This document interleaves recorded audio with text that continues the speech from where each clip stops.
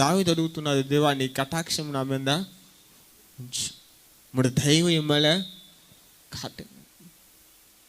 చూడండి, అనేకులు తన జీవితంలో మనుషులు దయ చూస్తారు. ఆ మనిషి నాకు కొంచెం సపోర్ట్ చేస్తే నేను కొద్దిగా పైకి వచ్చేస్తా, ఈ మనిషి నాకు కొంచెం నా కోసం మాట్లాడితే నేను కొంచెం ముందుకు పోయేస్తా.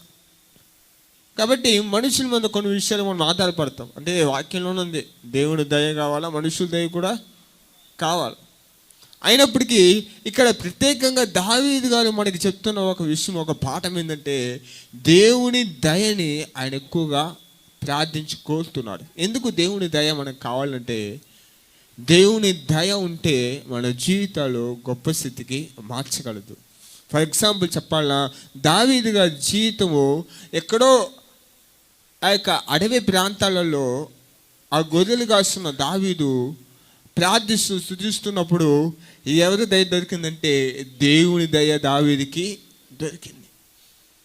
ఆయన గొప్ప పెద్ద కుటుంబం ఏమి కాదు, లేక పెద్ద ఒక ఉన్నతమైన రాజ్యం కాదు, వాళ్ళ ఆయన పెద్ద డబ్బుగలోడు కాదు, వాళ్ళ అన్నదమ్ములంతా పెద్ద పెద్ద అధికారులు కాదు, వాళ్ళు ఏదో కూలికి పనిచేసేవారు. అయినా దేవుని దయ దావీదు మీద ఉన్నందువలన